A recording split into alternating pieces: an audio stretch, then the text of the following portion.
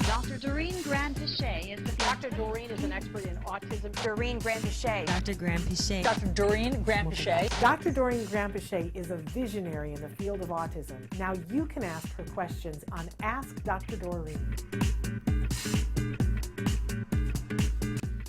AB has written in and said, will you be covering ASD in adults? And it's like, you read my mind, AB, because we had a question that came in on the live feature.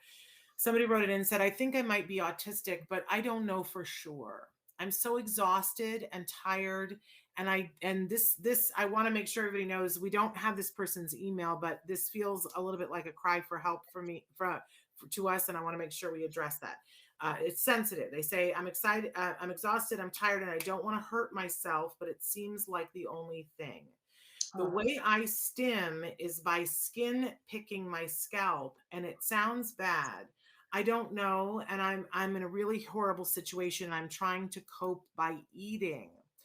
They said that they posted this on another site, and that there were autistic advocate groups that were judgmental. I'm not going to read this whole thing, but they feel scared to be saying their truths, and they want to know, are they weak? This is their words. Am I weak? It feels wrong to be this vulnerable online because I'm scared someone will use it against me. Why is the world so horrible to autistics? And they go on to talk about a bunch of different things, legals, doctors, and the diagnosis is so biased that it's hard to find others locally. And in any case, there's a big, long message here about how they feel that their thoughts are messy. That they go on to say, I don't even know how, when people ask me how I am, I don't like it because I don't even know how I am. It seems so normal to me, but the fact is that it's not to others. It's just so. So in any case, they bring up an episode where they went to a neighbor and asked the neighbor if their water was on because their water was off. And then later that neighbor went to other people and called them crazy. And they said that they are considered a teen and that this woman is considered an adult, and it seems horribly, horribly unfair. But they want to know, they said, I do not deserve that. I don't think my mind will cope. I will have to forget everything, though it feels like I already have. I mean, I will endure, but how much will that matter if the pain swallows itself with other parts of my brain that I need? So this person is hurting, and I just want to hug them. But that may not be a thing that's helpful to them. Let's keep that in mind. What would you like to say to them, Dr. Granpeesheh? Well, first of all, if this person is listening right now, please send in some information about yourself so we can try to find resources around you and help you. Because nobody should be suffering and struggling like this. No one. I don't care what your diagnosis is. Nobody should be suffering like this. And there is help. And you are right. People can be judgmental. People can be cruel. People can be, they just don't understand what you're going through. And a lot of times it is rough out there. But at the same time, there are people who care, people who can help you, and groups of others who are similar to you and going through similar types of issues. And I think when you have so much difficulty going on, it's really important to get care, first of all. So like to have a therapist who can understand you, for you to talk to someone, for you to be able to tell them what's going on, and for them to give you ways to help you cope, and to help you survive, and to help you even thrive.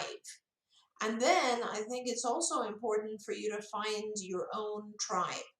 And that's really important, because having a group of people who have similar issues and similar difficulties, similar experiences, helps us often feel much more understood and much more supported, and it gives us an understanding that these types of thoughts and feelings are okay.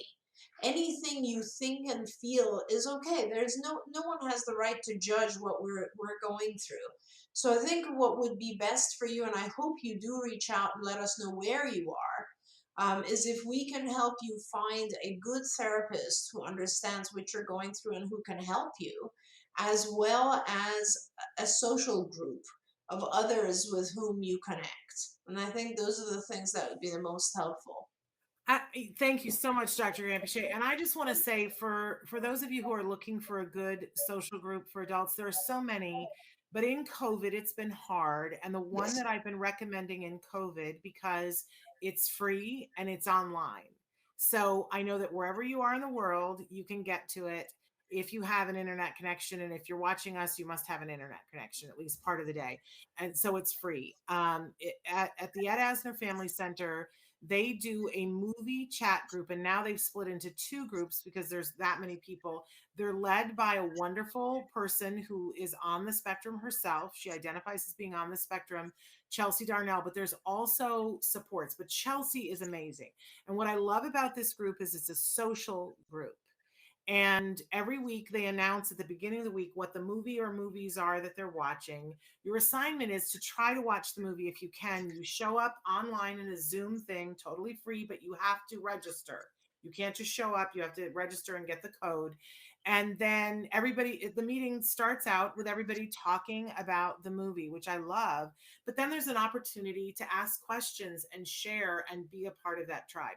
It's totally free, but you have to register. You go to the edasnerfamilycenter.org, or you can go to whatever the first initials are. It's like TEAFC.org, I believe. So the edasnerfamilycenter.org. And then they have a lot of things there. You should take a look because they offer counseling. I believe some of it is on Zoom. They have classes. Online classes have been free in COVID. They have in-person classes, which are just amazing. They offer camps. They're located in Los Angeles, but while COVID persists, they do things online, and the online things are free. The Ed Asner Family Center. We've been talking about Ed all week because Ed just passed away a week ago Sunday.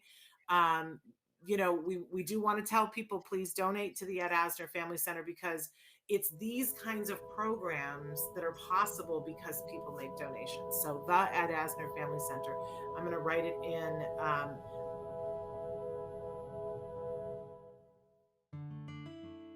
Thanks for watching Autism Live. If you found anything helpful in this video, please give us a like. In fact, make sure that you smash that subscribe button on YouTube and give us a like on Facebook. You can also follow us on Twitter and Instagram for important updates. And please download our free podcast wherever you get your podcasts. See you next time. Until then, give your kiddos a hug from me and one for you too. Bye-bye for now. To subscribe, click here. And if you'd like to check out some more of our videos, click here.